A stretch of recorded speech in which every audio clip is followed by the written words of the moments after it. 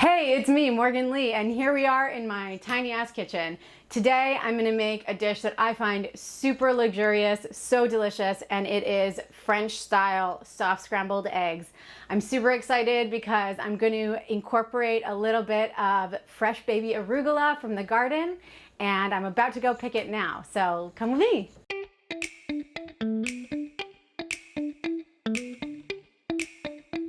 Check these guys out, look how cute they are.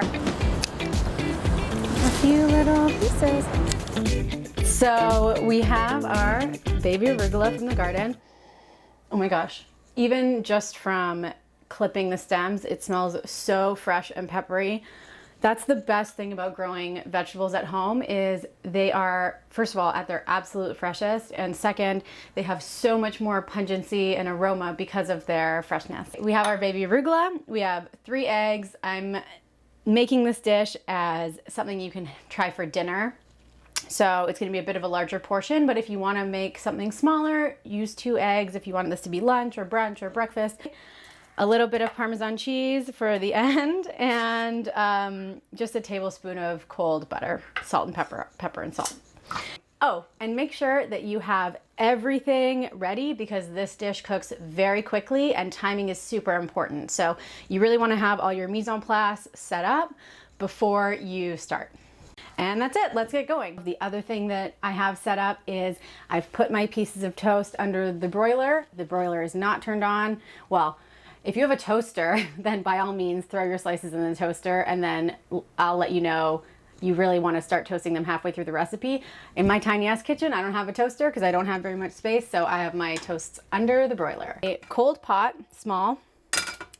This recipe calls for a pot instead of a frying pan to make eggs. And I'm going to turn it to medium heat and just crack in 3 eggs straight into the pot. So to make the most luxurious scrambled eggs, the key is to actually not whip in too much air. So that's why we're cracking them straight into the pot, and then we're gonna add this is a little less, but about a tablespoon of butter. And we want that to be, room temp or cooler. It can be from the fridge, that's great. And then you just start agitating the eggs. Things are gonna move kind of slowly at first.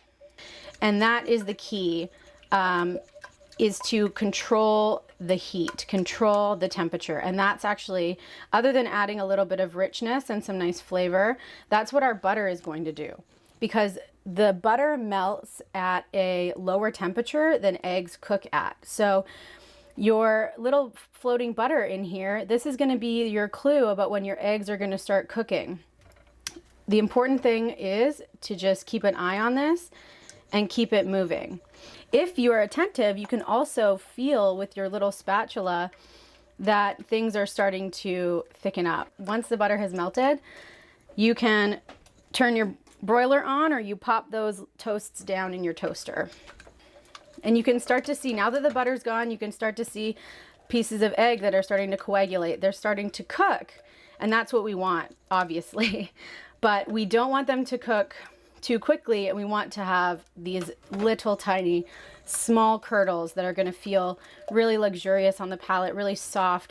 At this point, as it's starting to thicken, you can add your pepper. You want to leave the salt to the end because salt sometimes can affect the proteins in the eggs, and it will affect the texture of the eggs if you put it in too early. If it starts to get a little too hot and you can see that they're curdling too quickly, lift your pan off of the heat and stir and stir and stir until your egg mixture cools down a little bit. It's already coming together. And if you've never really tried a soft scrambled egg before, what you should know is when eggs are this consistency, really loose like this, it's actually still cooked. It's actually this is a cooked egg right now. Runny eggs don't necessarily mean they're raw, is what I'm trying to say. So these are looking pretty much there. I'm gonna sprinkle in a few of actually I'm gonna turn off the heat so that when I put my eggs down, they don't overcook. And then I'm just gonna sprinkle in some of my fresh arugula.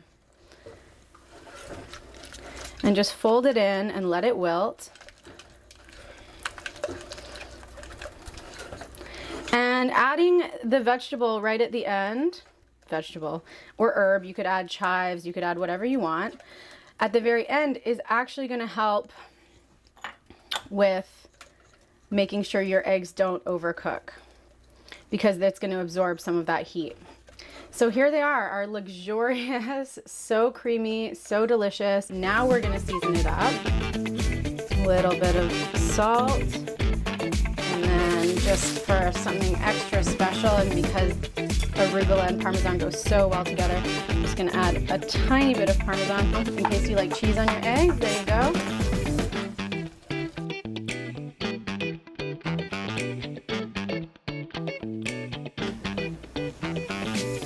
So there you have it. Such a simple, easy recipe, something that you can make. Really, it's a technique recipe. You can put whatever you want into these eggs. You know, if you're growing a little herb garden, chop some of those off and throw them in here. Even though it's such a simple dish, it feels so luxurious, like a treat. Oh my gosh, I can't wait to get into this. Okay, here we go.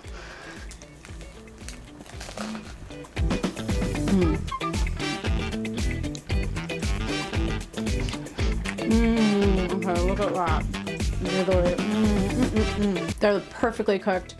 The pepperiness of the arugula works so well with the pepper and the Parmesan cheese. This would be amazing with chives, scallions. If you're growing windowsill scallions, perfect for this. Ooh, okay, one more bite. It's just too good. I need to be by myself with this. Like, comment, subscribe.